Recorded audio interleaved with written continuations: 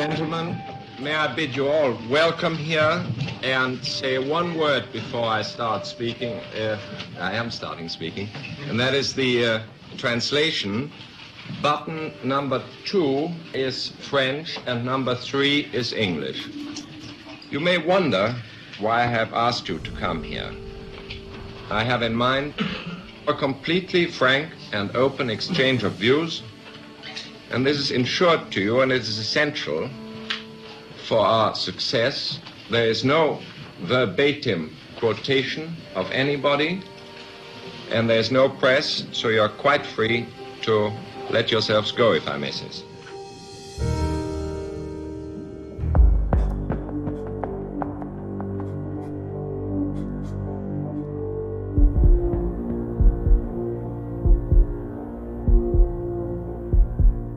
My name is Daniel Astulin. I'm an investigative journalist. I spent 12 years, beginning in the mid-1990s until about the year 2002, 2003 in military counterintelligence. Then I got burnt out, and normal. It's what basically happens to all of us. We all burnt out.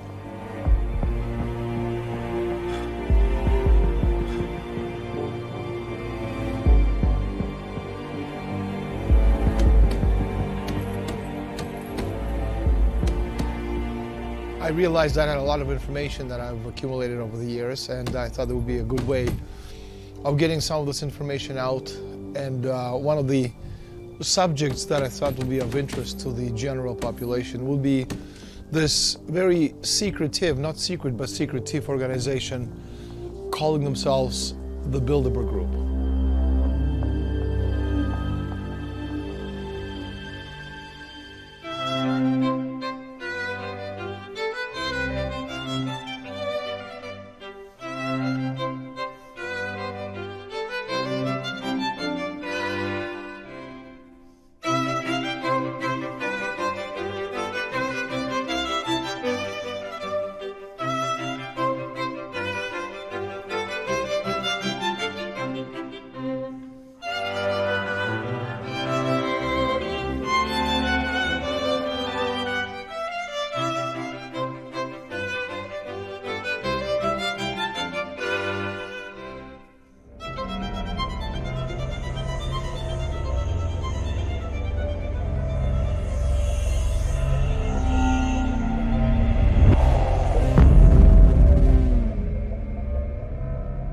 Even before I joined the service in 1992, I'm in Toronto in a Spanish restaurant called Segovia with a friend of mine who was in the service in the KGB.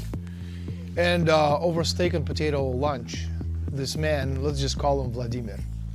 And according to him, Canada was going to be split up into English and French-speaking Canada. Through a referendum which was going to be put together from behind the scenes by these allegedly very powerful people. Now, the reason he said that this was going to happen is that the powerful people who ran the United States needed to balance their budget. 1995 comes around, that's 3 years into the future, and suddenly all these characters, all these people, all these politicians that I've never heard of begin to appear front and center in front of television, screens. And all the things that this man told me about 3 years earlier, in 1995, were front and center.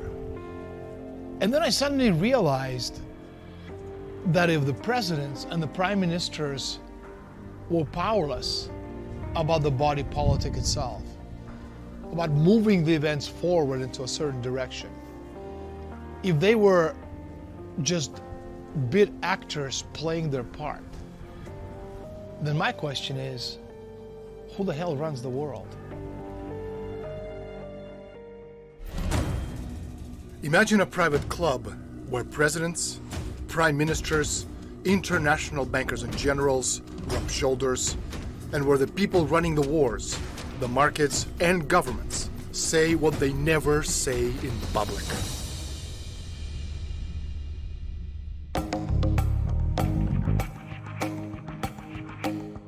Es un momento que estamos en los inicios de la Guerra Fría. Es una guerra que no se sabe cuánto va a durar, le durará pues, hasta 1989, pero en 1954 eso está todavía muy crudo, muy incierto y en una fase inicial. Entonces, han empezado a rodar ya las Naciones Unidas y se vislumbra la necesidad defensiva de la OTAN.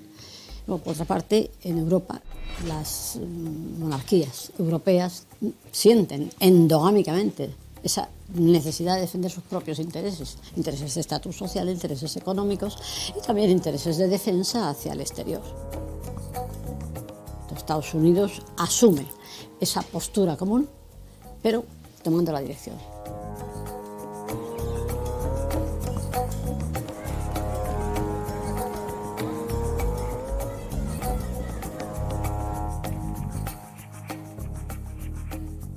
Well, the real reason for the interference of the CIA with Bilderberg was actually the Cold War that was coming up at that time, and they tried to use all the institutes they could get to steer the public opinion in Europe, and actually also in the rest of the world where they had influence. And Bilderberg was one of them, and that was the reason that they financed Bilderberg, the first meeting. Not totally, but for a great part, anyway. What today is called the Bilderberg Group, you could take it way, way, way back to about, the period just after the Fourth Crusade, 1200, 1204. And what's today is called the Bilderberg Group or Bilderberg Society, back then already existed, and it was called the Venetian Black Nobility. No, they're absolutely a continuation of Venice, because basically you had a migration of the Venetian system of oligarchical power over Europe into the Low Countries, in fact, into the Netherlands, where Bilderberg was really founded.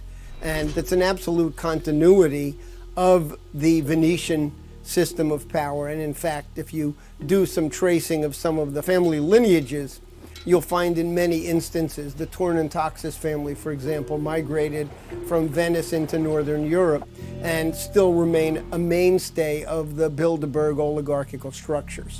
You have a Bilderberg meeting taking place once a year, beginning in 1954. The first meeting took place at the Bilderberg Hotel in the Netherlands. And the host of that conference was Prince Bernhard, the Dutch royal consort, who was a card-carrying member of the Nazi apparatus during the Second World War period. The people who actually come to Bilderberg meetings, they're the people who can move forward the agenda of these societies.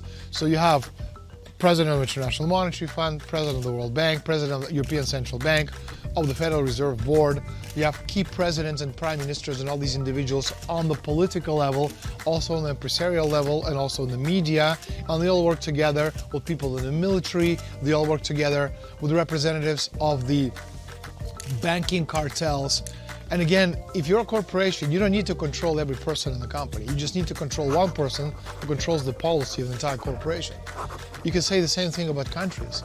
You don't need to control the entire country. You just need to control enough key decision makers, be it president, be it prime minister, be it key senators and congressmen, people in the Federal Reserve, people in the European Central Bank, and people in the European Commission. You control them, and through them you control the rest.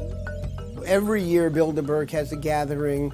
They'll bring together 100 to 200 people, many of whom make up the core of the transatlantic financial and political oligarchy. And they'll bring together a core group of powerful individuals, government people, the media, finance, and prospective young recruits, people in the political realm who are up and coming and who are going to be seduced and controlled by these oligarchical interests. And very often these meetings serve as a kind of a testing ground for whether or not certain people will be advanced in their political careers, including a number of individuals who've been elected President of the United States, have been put through this kind of Bilderberg finishing school process. They The Bilderberg Conference comprises about 130 of the world's, or Western world's, top decision makers, from the banks, the multinational companies, the EU Commission. I'm coming to the politicians, also from WTO, IMF, World Bank, and of course, leading politicians from the US, Canada, Eurozone, and the UK. And I think, though they were clearly discussing some of the biggest issues confronting the Western economies at this time, why have we had no statement, either from the Prime Minister, or from the Chancellor, or indeed from the Minister without portfolio, all of whom attended in an official capacity? Why did they offer no statement, even though such decisions may well have a significant effect on UK government policy or the livelihood of future UK citizens?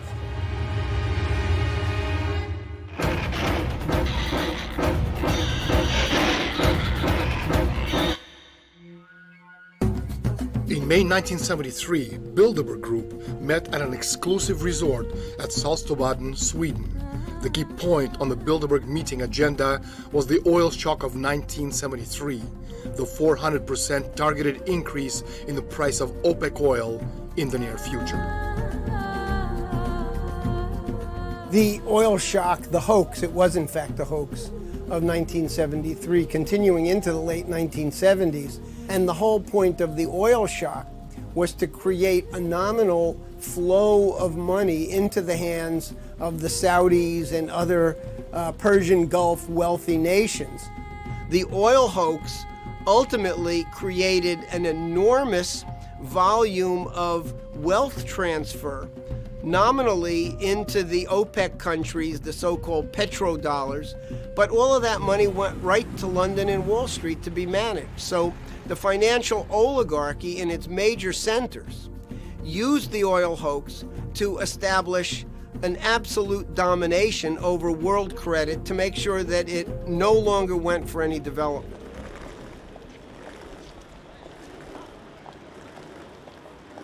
You have the charisma of a damp rag and the appearance of a low-grade bank clerk. And the question that I want to ask, that we're all going to ask is, who are you? I'd never heard of you. Nobody in Europe had ever heard of you. I would like to ask you, President, who voted for you? And what mechanism? Oh, I know democracy is not popular with you lot. And what mechanism do the peoples of Europe have to remove you? Is this European democracy? Well, I've tried very hard not to believe in conspiracy theories, but I've been here now for over 15 years, and I can see there is a move towards supranationalism. Just look at the IMF. In Washington, supposed to be independent, effectively, it's become a branch office of the European Commission, and I've got to know over the years the Van Rompuys, the Schultzes, the Barrosos, even the Junckers, the Timmermans, and it's completely clear they actually want to destroy the nation-state as a unit.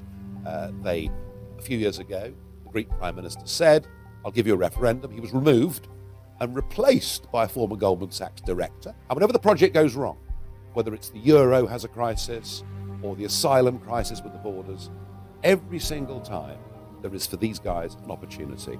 It's known as the beneficial crisis.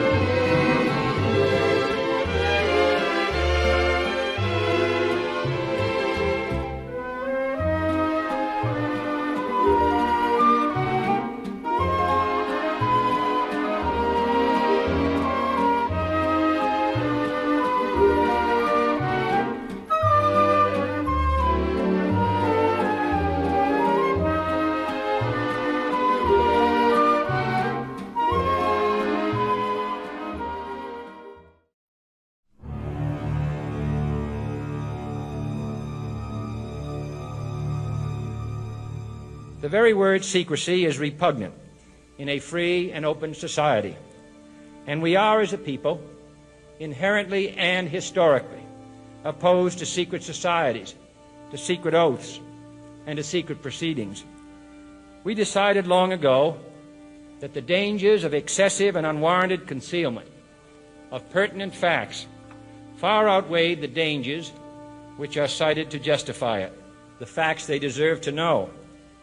For we are opposed around the world by a monolithic and ruthless conspiracy that relies primarily on covert means for expanding its sphere of influence, on infiltration instead of invasion, on subversion instead of elections, on intimidation instead of free choice, on guerrillas by night instead of armies by day.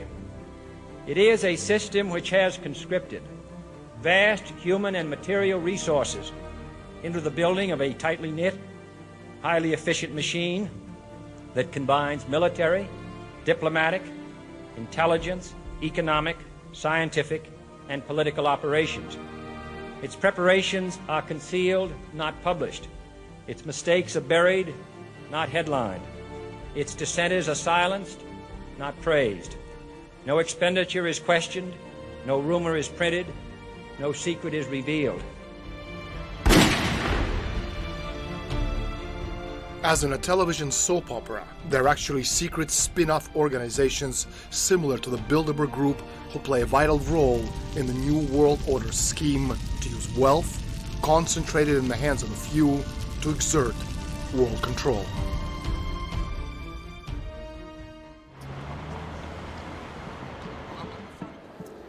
In 1968, George Ball and the Bilderbergers met and determined that they had to restructure the entire world along the lines of a corporation. They decided that the idea of the nation state was outmoded, it was archaic, it was standing in their way, and that therefore they wanted to have what they called a world company based upon the idea of a corporate identity.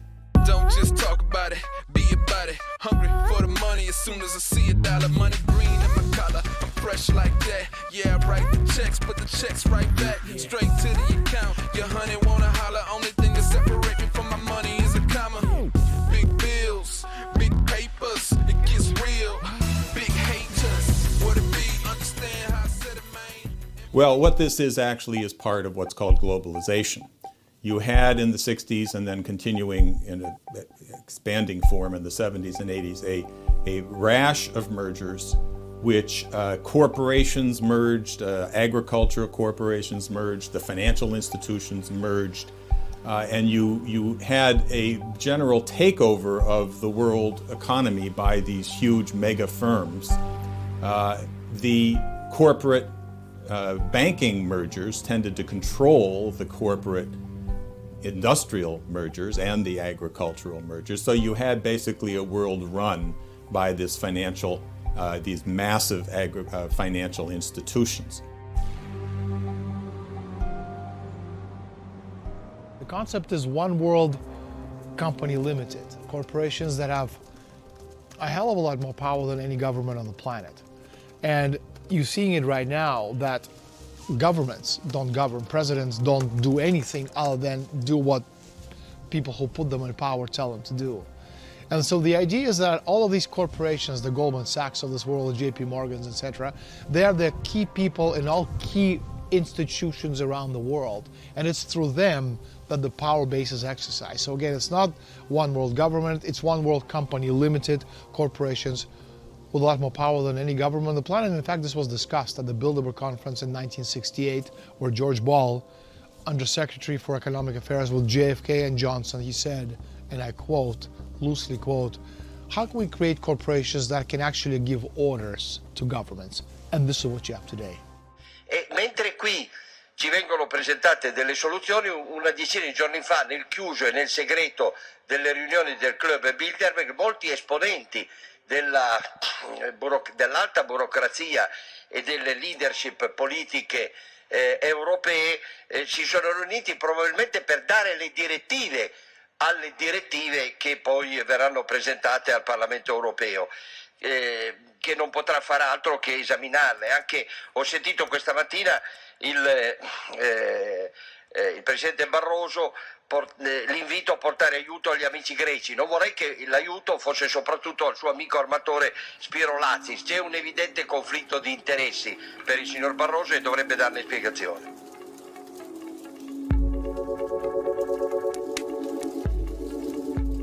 L'Europa oggi è sotto il dominio dei poteri forti e purtroppo anche dei poteri occulti. L'Unione Europea con l'euro e la Banca Centrale Europea ha espropriato i nostri popoli di un bene prezioso, la sovranità monetaria. Non siamo più padroni della nostra moneta e quindi del nostro futuro. E questo è molto grave, perché noi crediamo invece nell'Europa dei popoli e delle regioni, quindi della libertà. Poteri occulti che si nascondono dietro figure di personaggi che vengono imposti con le loro decisioni sulla pelle dei popoli e sulla testa dei nostri popoli. E sono sempre banchieri. It is about the building of an empire. And the paradox of this project, of this supranational European project, is the least popular it becomes with the people, the bigger mess it creates, the more power they get at the center.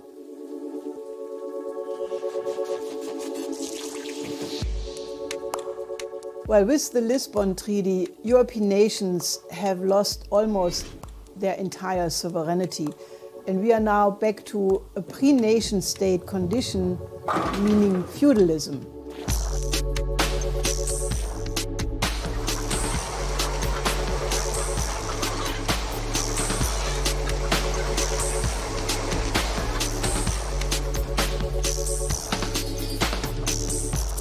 You know, we're living on a very small planet with limited natural resources and an ever-growing population base.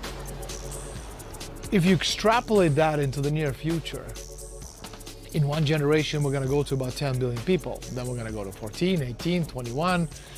It's going to get to the point we're always going to have enough space, because 7 billion people space-wise is not a lot. But we are running out of food, and we are running out of water, and we're running out of natural resources.